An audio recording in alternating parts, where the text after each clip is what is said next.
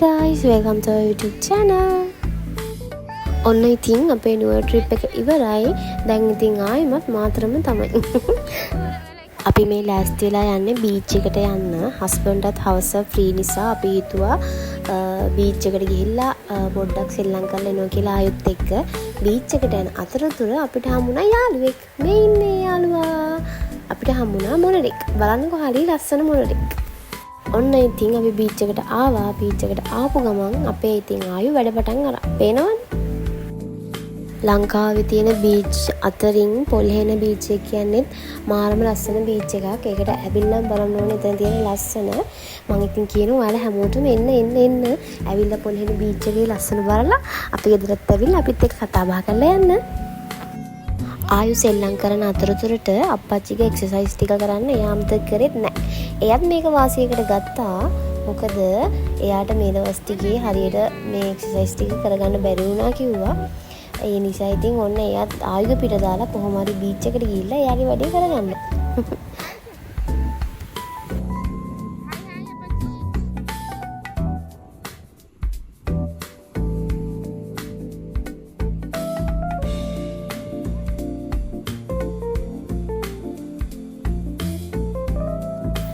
පේනවනේ මගේ හිප කොටේ මස් බතල කොටේ වගේ දුවන ලස්සන.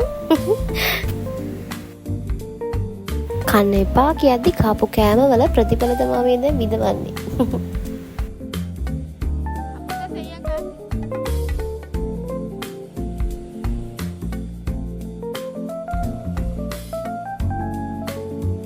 අද මුහුද හරියම ලස්සනයි. ඒ වගේම හරියම නිස්කලංකයි. මොකද අද බීච් එකේ කවුරුත්ම නැහැ. ඒ කියන්නේ සෙනඟ කවුරුත්ම නැහැ. දෙන්නෙක් තුන් දෙනෙක් තමයි හිටියේ. ඊට අමතරව හිටියා ෆොරිනර්ස්ලා.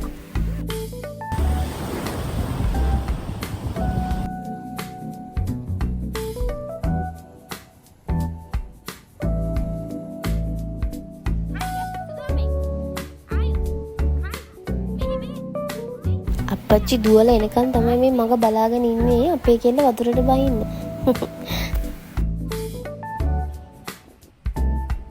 අප්පච්චි එනකන් ඉවසිල්ලක් නැතුව තමයි මේ ඉතින් ඉන්නේ.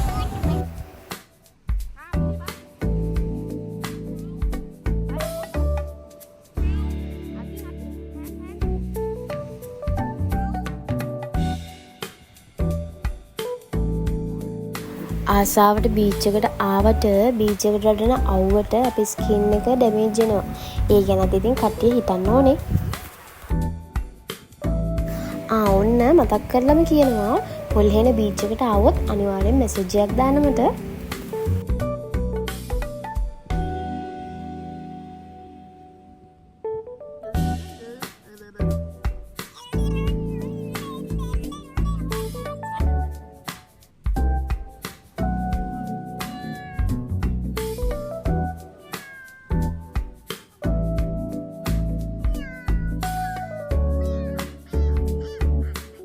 අප්පච්චියාගේ එක්සර්සයිස් ටික කරනකම් සුදු නෝනාගේ කෝලන් ටික වීඩියෝ කරා මම. වෙනදට අප්පච්චිනේ රාජකාරිය කරන්නේ. ඔන්න ඉතින් අද බාරගත්ත මම මේ රාජකාරිය.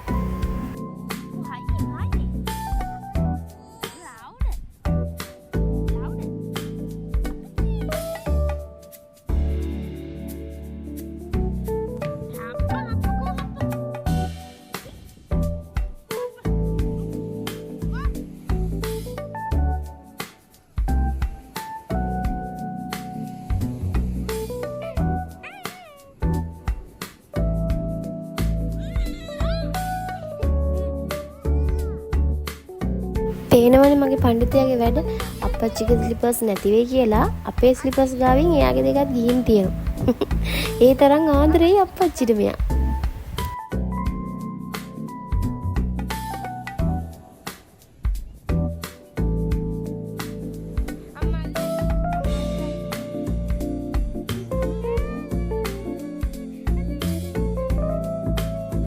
අප්පච්චි දුවලා එනකන් අපි දෙන්න ඉතින් සෙල්ලම් කර හිටියා. ඒ අතරට චූටි කක්කොට පැටව වෙන්නේ. අන්න ඒකෙක් දැකලා අපේ ආයු හොඳටම බය වෙලා. චූටි සත්තුන්ට අපේ ආයු බයයිනේ. දැක්කනේ හප්පා කී දුවනවා.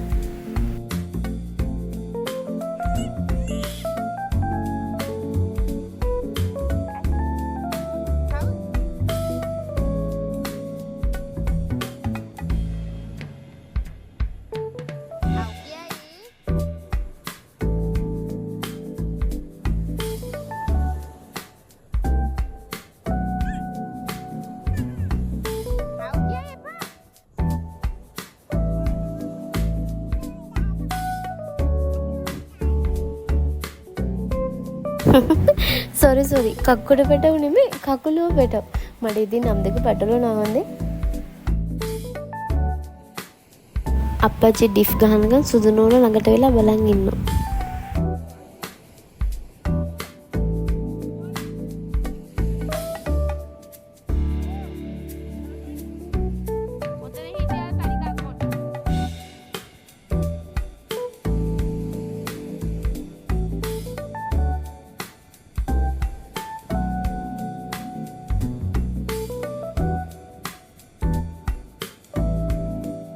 මෙයත් එක්ක එක්සර්සයිස් කරන්න නම් ගොඩක් අමාරුයි. මොකද සෙල්ලමටම තමයි ඇදලා ගන්නෙ.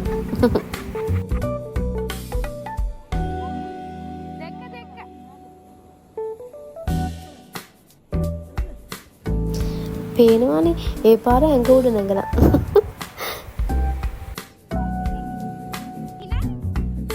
මම බිමින් අරන් තියන්න ආයෙ මෙයා ගිහින් ඇඟ උඩ නගිනවා. ඒකට ඉතින් මට කරන්න දෙයක් නැහැ.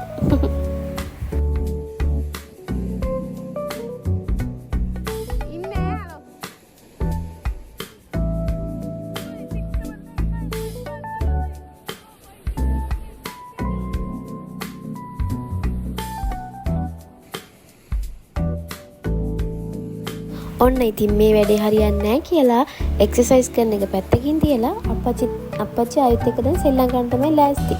මොකද ඉතින් ආයෙ එක්සර්සයිස් කරන්න දෙන්නේ නැහැනේ.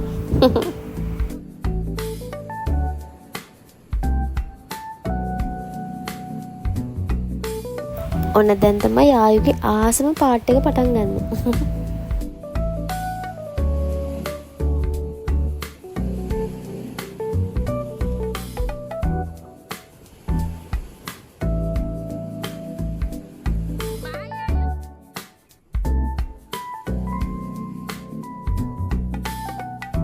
වතුරේ සෙල්ලම් කරන්න තියෙනවා නම් අපේ ආයුට වෙන කිසිම දෙයක් ඕනේ නැහැ. ඒ තරම් ආසයි වතුරට.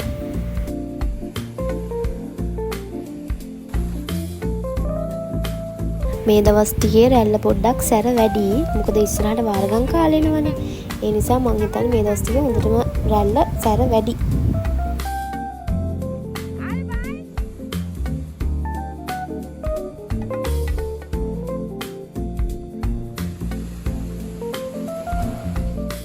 ඔන්න ඉතින් අප්පච්චි දෝනියන්දවත් අරගෙන මුහුදේ මැදටම යන්න තමයි හදන්නේ.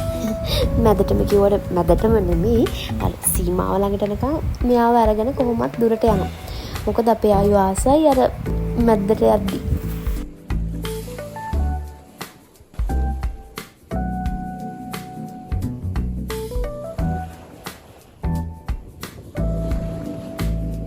බලන්නකො ළමයි මුහුද වගේම අහසත් කොච්චර ලස්සනද කියලා. අහසත් නිකන් මාරම ලස්සනයි. නිල් පාට මුහුදක් වගේ අහසක්.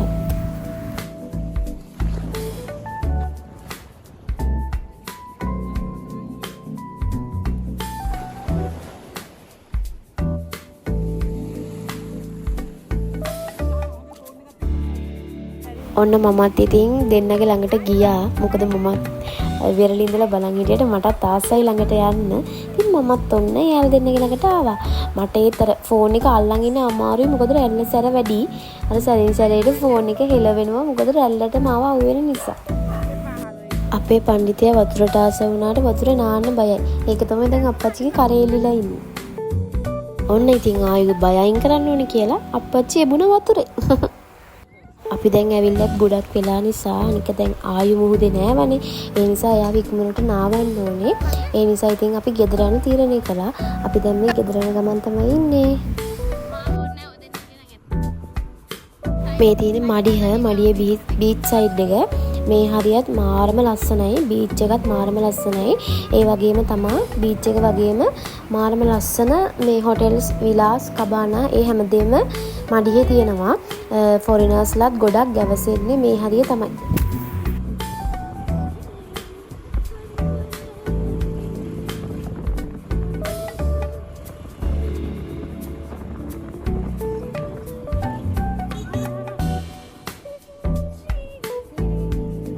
මේ තියෙන්නේ මඩියේ අලුතින්ම හදපු හොටෙල් එක. මාරම ලස්සනයි. ඇතුළට මාරම ලස්සන වීව් එකක් තමයි තියෙන්නේ.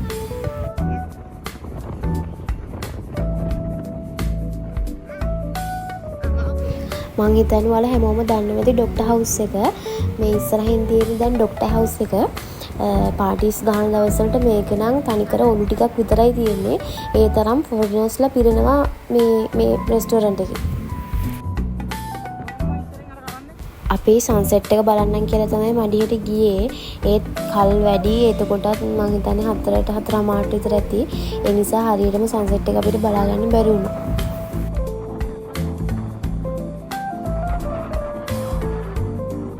අපි එතනට යද්දි එතන ෆොටෝ ෂූට් එකක් යනවා බොයිස්ලගේ. ඒ නිසා ආය අපි එතන ඉන්න බැහැනේ. අනික අපි දැන් තෙමිලා නිසා ඉතින් එතනින් හරගෙන ආයෙම ගෙදර ආවා. පේනවද ඔයාලට අර ඈතින් බිලිපිත්තෙන් මාළු අල්ලනවා?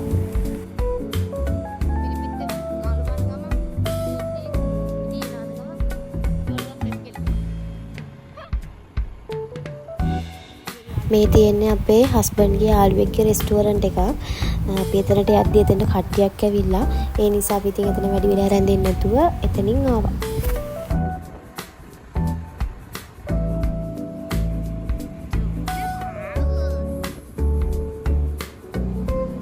The Doctor House. කලින් නම් මෙතන ATM එකක් තිබුණේ නැහැ. ඒත් දැන් මෙතන ATM එකක් තියෙනවා, ස්පා එකක් තියෙනවා, ඊට අමතරව එක එක ස්ටෝල්ස් වගේක් තියෙනවා. දැන් ගොඩක් දියුණු වෙලා තියෙන්නේ මඩිය.